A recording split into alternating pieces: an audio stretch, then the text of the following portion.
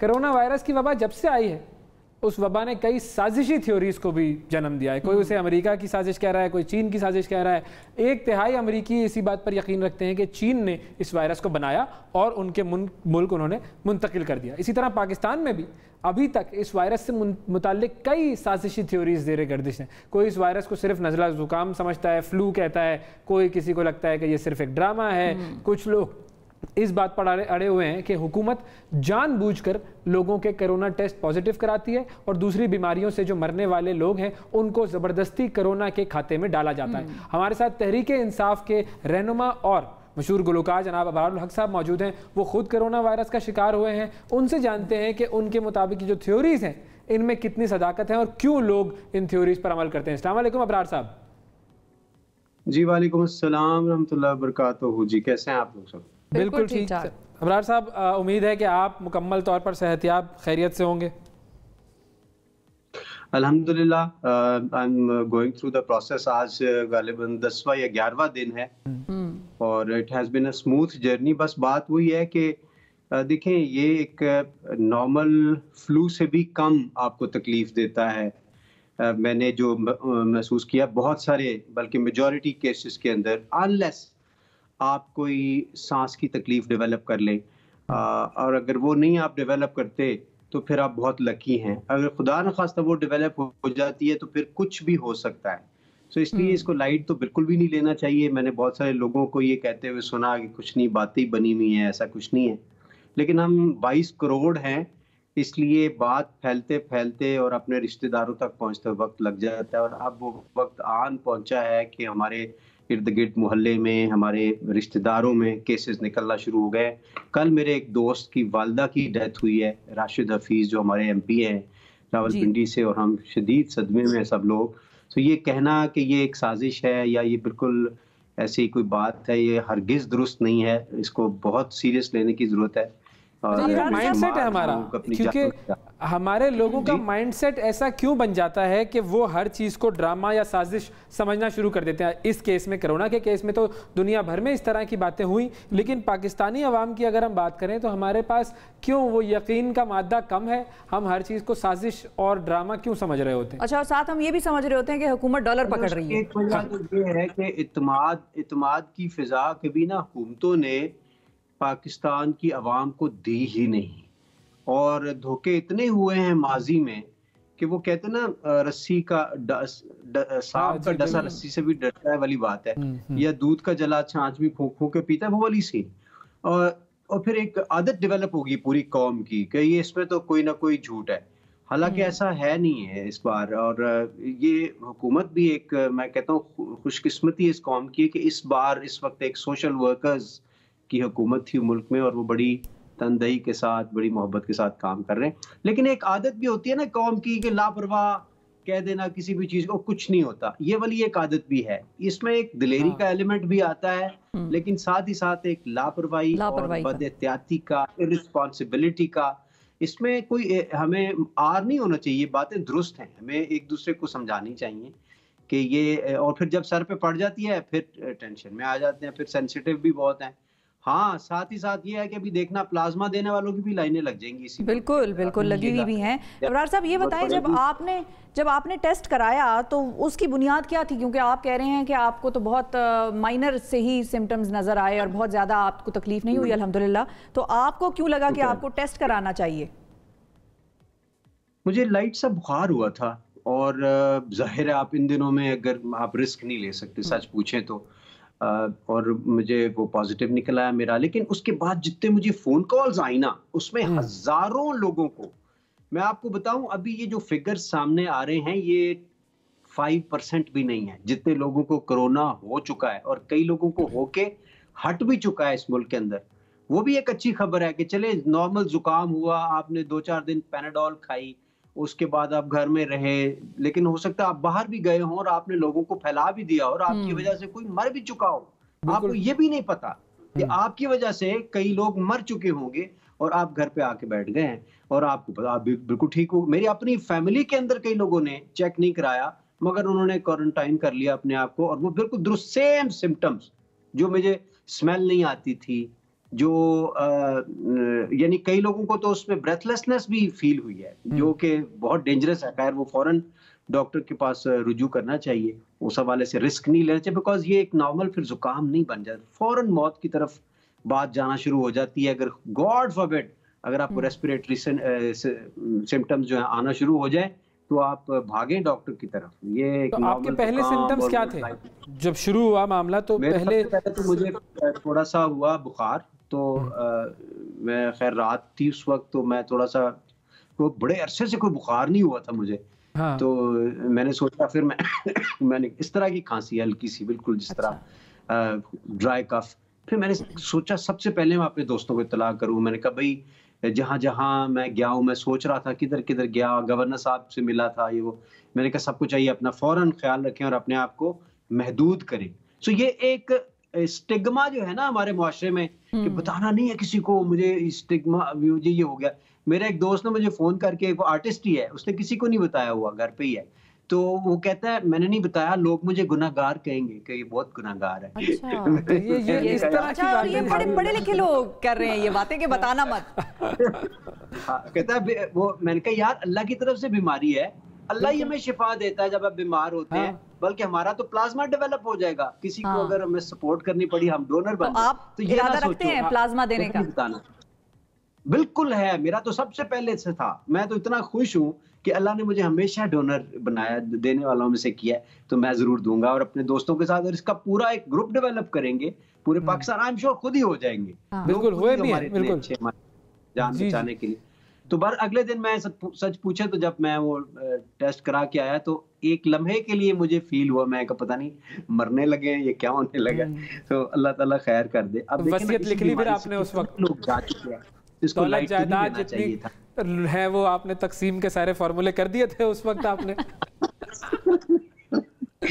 उस तरह तो मैं नहीं गया, लेकिन एक दफा मैंने सोचा जरूर, मैं वो विल लिख लूं या कुछ ऐसा लिख लूं, और फिर मैंने कहा यार इतने काम करने थे। सबसे बड़ा मुझे ये टेंशन था कि ओ माय गॉड, मैंने जिंदगी में इतनी बड़ी बड़ी प्लानिंग, और आई एम श्योर हर बंदा जो जाने से पहले सोचता होगा। लेकिन मैं आपको एक चीज बताऊं, वैसे किसी बंदे ने बड़ी अच्छी बात की, उसने कहा कि जब इजराइल इस्लाम गए ना अल्लाह मियां के पास, और जाके कहने लगे अल्लाह मियां आपने मेरी क्या ड्यूटी लगा दी है ना कि मैं लोगों की जानें निकालूंगा, लोग मुझे बुरा भला कहेंगे, वो इजराइल आ गया।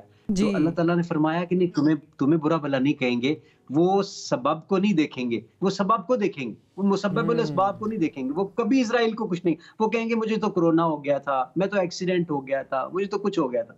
सो इसलिए असल बात देखने की ये है, याद रखें कि जब आपकी लाइफ खत्म होनी है तो हो जानी है। वो कहते हैं ना मैं मरते मरते बच गया, तो किसी दिन हम बचते बचते भी मर जाएंगे जब अल्लाह ने लिखी होगी। सो इसलिए उसका ताल्लुक कोरोना से या किसी और चीज से नहीं है, इसलिए खौफजदा नहीं बात है। अबरार साहब, आपके घर वाले कितने खौफजदा थे? जाहिर है जिसको होता है और वो अगर हाई स्पिरिट्स में हो तो उसके लिए तो ठीक है, हैंडल करना आसान है, जाहिर है अल्हम्दुलिल्लाह आप बड़े ठीक ठाक लग रहे हैं, ऐसा ही अल्लाह आपको रखे।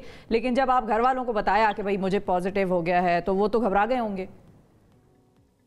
मैं इत्तेफाक से उस वक्त जब रिपोर्ट आई है ना, तो मैं नमाज पे बैठा हुआ था। नमाज हम सारे पढ़ते ही अल्हम्दुलिल्लाह, गुनहगार है लेकिन नमाज नहीं छोड़ते 5 वक्त की। तो वो मैं नमाज पढ़ रहा था, तो मेरी मिसेस का नंबर मैंने दिया हुआ था उनको ना, लेबोरेटरी वालों को।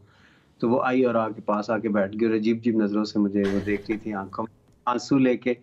तो मैंने कहा क्या हुआ है? कहती है आपका रिजल्ट आ गया। तो मुझे इधर से पता चल गया पॉजिटिव है। तो उसके आंसू गिरना शुरू हो गए। तो कहती है वो पॉजिटिव है ये। तो मैंने कहा क्या हो गया पॉजिटिव है तो? अल्लाह खैर करे, फिक्र नहीं करो। मैंने कहा कुछ नहीं होता है सारा। मैंने कहा सबसे पहले तुम सामान मेरा पैक करो सबसे पहले, और मैं ऊपर शिफ्ट हो रहा हूँ। तो वो फिर उसके बाद सारे लोग घर में थोड़ी सी वो हो गया, सामान ऊपर शिफ्ट हो रहे हैं सारा कुछ। मेरे जो 3 बच्चे थे उनको अल्हम्दुलिल्लाह सेफ, तो उनको नानों के घर मुंतकिल किया। मोहम्मद ताहा माई एल्डेस्ट सन, वो जो था उसको फिर हमने अगले दिन चेक कराया तो उसको भी पॉजिटिव निकल आया, मिसेस को भी पॉजिटिव निकल आया। तो फिर मैंने अपने आप को क्वारंटाइन किया ऊपर वाले फ्लोर पे, और इन लोगों को अपने अपने रूम में। सो एक पूरे घर का कल्चर चेंज हो गया, बर्तन चेंज हो गए, सारा कुछ। और फिर एक उदासी वाला माहौल, तो वो सारा ऊपर जाए नमाज मेरा अलग और बाकी चीजें। तो एक अजीब, लेकिन यह है कि मैं लोगों के साथ बहुत में फोन होता है। अच्छा, यहाँ एक बहुत इंपॉर्टेंट चीज जो समझने की है हमारे सब लोगों के लिए, वो ये कि हर किसी की एडवाइस पे या हर किसी के टोटके पे अमल करने की बजाय ना डॉक्टर से पूछना। उसकी वजह हर बॉडी फर्क है, किसी को हेपेटाइटिस भी हो सकता है, किसी को शुगर हो सकती है। सो हम जो शुगर वाले जो है उनसे दूसरी वो वाली उनके लिए मेडिसिन फर्क है। सो इसलिए हम बाज़ औक़ात पूछते हैं, अच्छा तुमने क्या खाया था, फलानी 500 mg की वो खाई थी, ये मुझे लिखवा दो जरा। ये नहीं करना, ये बेवकूफ़ी है। और हमने तो कुदरती शुक्र है, वो आपको याद होगा, हमने 10 दिन पहले हमने 15 दिन के अंदर अंदर कोरोना स्पेसिफिक हॉस्पिटल बनाया था रावलपिंडी में, रेड क्रेसेंट के प्लेटफॉर्म पे। बाय द वे वो पाकिस्तानियों के लिए बहुत बड़े एजाज की बात थी। तो वो हॉस्पिटल चूंकि चल रहा था, उसमें डॉक्टर्स हमारे मौजूद थे, तो मुझे वो फायदा मिल गया कि मैंने एमएस से राब्ते में, अब उनके पास तो हर वक्त मरीज आते रहते हैं और उनको पता है क्या मेडिसिन काम कर रही है। तो उन्होंने आपको क्या सजेशन? तो वो मेरे डॉक्टर्स बने।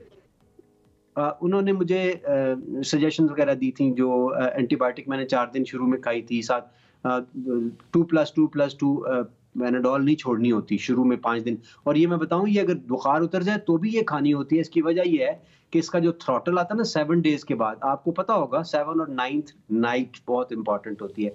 चाहे शुरू में कोई अनइवेंटफुल भी जा रहा हो, गॉड फॉरबिड अगर आप रेस्पिरेटरी सिम्टम्स डेवलप कर लेते हैं खुदा न खास्ता, और 7वीं 8वीं रात जो है that could be fatal for you. तो उसके लिए क्या होता है कि आप एक नए टेस्ट्स आए हैं, अगर आप कहेंगी मैं आपको बता दूंगा, आप लोगों को बता दीजिएगा, उसमें वो टेस्ट अगर आप करवा लें तो आपको ये पता चल जाता है कि आपकी बॉडी में वायरस जीत रहा है इस वक्त या बॉडी जीत रही है। और फिर 2 दिन के बाद आप दोबारा कराएंगे तो आपको पता चल जाएगा कि वो कहाँ खड़े हैं फौजी ना दोनों, बिकॉज बॉडी आपकी एक्टिव हो जाती है वायरस के लिए। तो अगर आपकी फौज जीत रही है, वायरस हार रहा है, तो फिर तो ठीक है। अगर वायरस जीत रहा है तो उसका मतलब है अगले 4-5 दिन के बाद आपको कोई अटैक आ सकता है जिसमें आपको सांस नहीं आएगा खुदा न खास्ता, और आपको वेंटिलेटर पे या उससे पहले ऑक्सीजन पे शिफ्ट होना पड़ेगा। तो उस वक्त आपने इंटरवेंशन करनी है कि आप वो इंजेक्शंस आ गए हैं लाइफ सेविंग ड्रग्स के तौर पे, अगरचे वो महंगे बहुत हैं मगर लाइफ से इंपॉर्टेंट कुछ नहीं है, वो अगर आप लगवा लें तो आप बच सकते हैं। बहुत सारे लोगों को इन चीज़ों का अभी तक नहीं पता, क्योंकि ज़ाहिर है साथ साथ रिसर्च हो रही है, और हमारा चूंकि हॉस्पिटल है और वो हॉस्पिटल से हम इतना लर्न कर रहे हैं, मेरा इतना एक्सपीरियंस शुक्र अल्लाह का हुआ, मैंने आगे लोगों को एडवाइस किया। हाउएवर मैं फिर भी कहूँगा, सिर्फ मेरी एडवाइस पे नहीं, डॉक्टर की एडवाइस पे जाना है। रेड क्रिसेंट ने ना, हमने वैसे भी कराची सेंटर कायम कर दिया हुआ है, आप लोग डायरेक्ट फ़ोन करके भी वहाँ से चेक कर सकते हैं। वो हमारे नंबर से के वहाँ डॉक्टर्स मौजूद होता है, रात 8 बजे तक होता है, सुबह 8 बजे से लेके। सुबह ये है कि इसको लाइट खुदारा आपने नहीं लेना। एक पैनिक अटैक मुझे हुआ था तो मेरे पसीने आ गए थे, मुझे लग रहा था मैं गया, यानी एक दफा मुझे लगा मेरी सांस जो है वो बंद हो गई। अगरचे वो फिर डॉक्टर्स ने कहा कि नहीं, थोड़ा सा पैनिक भी हो जाता है टाइम्स, ये तो ग्रेजुअली डेवलप होता है। जो खाने पीने का इब्रार साहब आपका क्या था, क्या तब्दीलियां आई खाने पीने की, कौन सी ऐसी चीजें थी जो आपने अब शामिल की फिर अपनी डाइट में? मेरे ख्याल है मैंने जिंदगी में अपना इतना ख्याल कभी नहीं रखा होगा, और इसमें तो हम बहुत ही पुअर होते हैं। मैंगोज से लेके और वो खुबानी और सारा, और सुबह पराठे और हर चीज़, मैंने पेट इतना भर लेता था। और वो सना मक्की का कहवा जो है उसने वाकई एक अच्छा किरदार अदा किया। करशी वाले जो है उन्होंने मुझे अपनी कुछ प्रोडक्ट्स भेजी थी, और कुछ हमारे वसीम बदामी ने मुझे भेजी थी हीमानी वालों की। सो मैं वो सब चीज़ें ट्राई करता रहा और उसका काफ़ी अच्छा मतलब भला असर हुआ है। लेकिन खाया पिया मैंने दबा के, इसमें कोई शक नहीं है, क्योंकि अपने इम्यून सिस्टम को, अपनी अंदर की जो बॉडी की जो फौज होती है जिससे लड़ना होता है, उसको स्ट्रेंथन करना होता है। हाँ, और साथ ही हमने आपको प्रोग्राम पे भी हमने सोचा कि क्योंकि आपने बताया प्रोग्राम में भी कि उदासी सी छा गई थी घर में पूरे में, तो हमने कहा हम जरा बात करते हैं, उनकी उदासी दूर करते हैं और लोगों को भी बताते हैं कि शायद हमारी अगर नहीं सुन रहे तो जाहिर है अपने आइकन की सुन लेंगे। जरूरी है, बिल्कुल। और मैं जितना शुक्रिया अदा, मैं मेरे पास अल्फाज नहीं है सच पूछे तो। मतलब लाखों लोगों ने जो मैसेजेस किए और दुआएं मेरे लिए की हैं, जितनी अम्मियों ने, बहनों ने, भाइयों ने, मैं उसका वो नहीं कर सकता। और बस मैं उनसे ये कहता हूँ कि अब सब लोगों के लिए दुआ जारी रखें, जितने लोग भी बीमार हैं, अल्लाह ताला कभी किसी को मुश्किल में ना डाले, बीमारी तो ना दे कभी किसी को। बिलखुसूस हमारे लोग, हम खा लेते हैं फ्रूट, ये लोग कहाँ से खाएंगे, कमजोर लोग। जब मैं बाई गॉड खाने के लिए बैठता था, मैं कहता था या अल्लाह फिर ये सबको देना, अब ये सबको दे देना। मैं तो खा लूंगा, ये सारे लोग नहीं खा और सकते। फिर वही बात इलाज के हवाले से भी आ जाती है ना कि हम में से बहुत सारे लोग ऐसे हैं कि जो महंगे टेस्ट करवा सकते हैं, महंगे जो है वो इंजेक्शंस लगवा सकते हैं। तो हमारी दुआ भी यही होनी चाहिए और इसके लिए कुछ अल्लाह ताला हमें इस काबिल करे कि हम भी और हुकूमत भी ये काम कर सके कि इलाज मुआलजा इस मुल्क में हर शख्स को बेहतरीन मुहैया हो और मुफ्त मुहैया हो। बिल्कुल, आमीन सुम्मा अल्लाहुम्मा। बिल्कुल, बहुत शुक्रिया अदा करेंगे, बहुत शुक्रिया अदा करेंगे अबरार साहब, आपका वक्त दिया आपने।